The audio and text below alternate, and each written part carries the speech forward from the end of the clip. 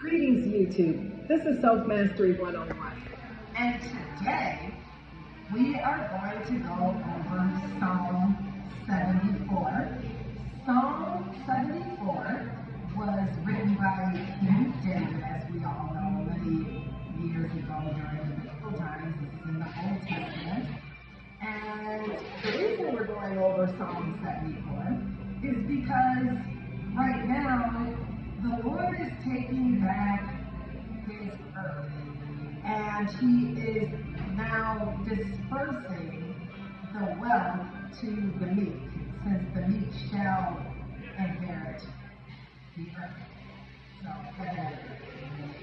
and right now, during this time, while the Lord is taking back his land, he's taking back his land, he's making people think, he's making the wicked and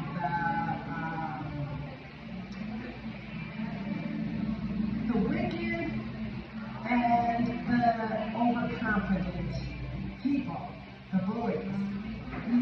He's right now making people believe that they have the upper hand, and he makes people think that they're winning.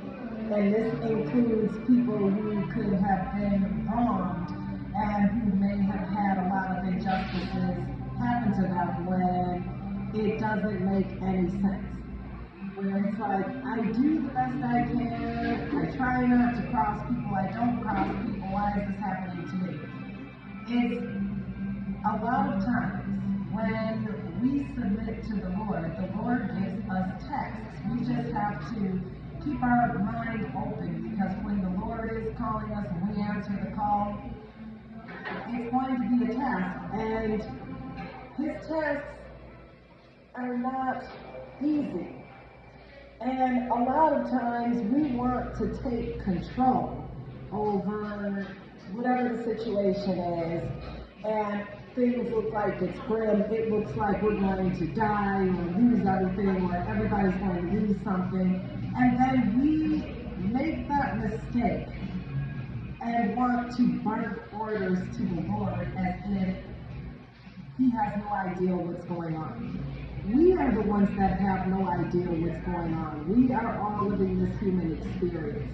And we have been taught in the customs in this human world, especially in the United States, is, take matters into your own hands, or when they talk about obey authority and they use that, people use that in the Bible, it's a little bit, it's gotten a little bit out of hand, quite a bit out of hand in terms of obey. Because a lot of times it totally goes past our free will and past our customs. And now it's basically, are we going to do something that compromises our relationship with the Lord, or lose our job? And a lot of times, people compromise just to keep their job. However, those people never really liked the person in the first place. So when we're trying to compromise, that's our test. Or when somebody's trying to get us to compromise against our will, that's our test. To either take the compromise, accept the compromise, or walk away. So we either pass the test for man, or we pass the test for the Lord. However, man, when people know that a person is a child of God and they carry a glow and have hues of light beaming from them, they know that the person is a man or woman of God. So there is no taking that. They can clearly look at you and they can feel off of you that you are not of God. So, Psalm 74, this is where it says, a maskil of Asaph. So David's writing this. There's war going on. Things are looking really grim at this point. It says, "Oh God, why do you cast us off forever? Why does your anger smoke against the sheep of your pasture? Remember your congregation which you have purchased of old, which you have redeemed to be the tribe of your heritage. Remember Mount Zion where you have dwelt. Direct your steps to the perpetual ruins. The enemy has destroyed everything in the sanctuary. Your foes have roared in the midst of your meeting place. They set up their own signs for signs. They were like those who swing axes in a forest of trees. And all the carved wood they broke down with hatchets and hammers. They set your sanctuary on fire. They profaned the dwelling place of your name, bringing it down to the ground. They said to themselves, we will utterly subdue them. They burned all the meeting places of God in the land. We do not see our signs. There is no longer a prophet, and there is none among us who knows how long. How long, O God, is the foe to scoff? Is the enemy to revile your name forever? Why do you hold back your hand, your right hand? Take it from the fold of your garment and destroy them. Yet God, my King, is from of old working salvation in the midst of the earth. You divided the sea by your might. You broke the heads of the sea monsters on the waters. You crushed the heads of Leviathan. You gave him as food before the creatures of the wilderness. You split open springs and brooks. You dried up ever-flowing streams. Yours is the day, yours also the night. You have established the heavens, light and the sun. You have fixed all the boundaries of the earth. You have made summer and winter. Remember this, O Lord, how the enemy scoffs and a foolish people reviles your name. Do not deliver the soul of your dove to the wild beasts. Do not forget the life of your poor forever. Have regard for the covenant, for the dark places of the land are full of the habitations of violence. Let not the downtrodden turn back in shame. Let the poor and needy praise your name. Arise, O God, defend your cause. Remember how the foolish scoff at you all the day. Do not forget the clamor of your foes, the uproar of those who rise against you, which goes up continually. Now, how many people, you can raise your hands, and I know I've done it, we're all in some way, shape, or form guilty of it. When the going gets rough, the rough gets going, and when more things start hammering on you, and then people are also being very disrespectful of your beliefs of the Lord, and they are mocking God. God is not to be mocked. God knows exactly what he is doing. So, this has already happened. We're just now living out the story. It is up to us to live out the true story by following the Lord. So when we are following man, and where is that going to lead us when we follow man? We're working paycheck to paycheck, so when it's bad, it's bad. It doesn't matter how much money you make, you will lose in man's world. However, in the beginning with God, you do win. However, you will lose a lot of your possessions, if not all of them, of your worldly possessions, but you will regain your worldly possessions. The Lord will restore. So when I was on the streets, I walked out of my home. I got evicted. I walked out of my home with just the clothes on my back. Mind you, winter was coming up. It didn't even matter. But guess what? The Lord blessed me with different clothing. So I got shoes, clothing, money, food, shelter. I stayed at a park first, and I said, well, you know what? Praise be to God to all. Praise be to God to where all praises due now and forever. Because it's still shelter. It's still a roof over my head, even if it wasn't a roof over, even if it wasn't my roof that I was paying for, but I did pay taxes for the city parks. So, or for the county city parks, I paid taxes.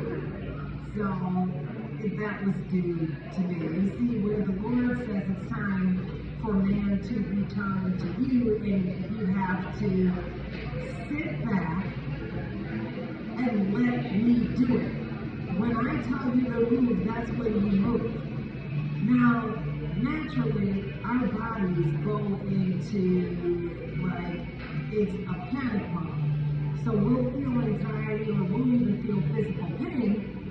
And then what we try to do is we use displacement of emotion. And what I mean by displacement of emotion, we will try to figure out, well, where did I remember this emotion coming from? And then we'll think about something that happened in the past where that same emotion or very similar has happened, and then we're thinking, oh, we're reliving it. However, when we get those feelings of anxiety and we know there's no reason for it, that's when you go into prayer. If somebody comes in your mind, just go into prayer and give it to the Lord. Because the thing is, when the Lord is bringing everything onto this earth for us, like on this plane for us, so that we can see, touch, feel, experience, we are going to feel nervous. It's a pressure, it's anxiety, and then there's good news. So just because you may have anxiety does not mean you're having a premonition for something bad happening. The Lord is bringing us something, so something good is coming. However, a lot of times we end up blocking our own blessing by standing there and looking back at a person. And what happened to Lot's wife in Sodom and Gomorrah when she turned to look back at the city after the angels told the family, do not look back at the city, just keep looking forward. She was not ready to let go, and she turned around and looked back and became a pillar of salt. However, Lot learned from that. Lot knew to be obedient because he was a man of God. He was the nephew of Abraham, and Abraham was on pins and needles, and the angels were telling Abraham as he was seeing all of this fire hitting the city, and they told him, just wait. Everything is okay. And our bodies want to jump out of our skin, and we want to take matters into our own hands when we are in the Lord's hands, and the Lord has many plans in mind. It's not all about us, it is about the collective as a whole. So a lot of times we end up just only thinking, and we're supposed to think about ourselves, but when everything around us, like our surroundings, start to crumble, we begin to think that it's happening to us when it is not happening to us directly. Like in Psalm 74, this was not happening exactly to them because David wouldn't have been able to write Psalms if it was. He wouldn't be around. But the prayers, it was, oh no, don't you remember the promise he made? We don't have to remind the Lord the promise that he made. He knows what promise he made to us. It is our responsibility to just follow instructions and just know. Faith is by knowing and just carrying out our actions and just being obedient to the Lord, no matter how difficult it may sound or how crazy it may sound. You will find out it is very life-changing the minute you do the opposite as to what your body is telling you to do, but following what the Word tells you. When it's that inner voice, that is the Lord speaking to you, when it's your inner voice. So not everything bad comes just because you have anxiety, but when you start to try to basically reference or replicate a past feeling, so basically you're replicating what happened in the past that's in the present, and the present has something to do with the past, but right now, at the moment, if you know that there was nothing for you to be nervous about, that's when you have to pray.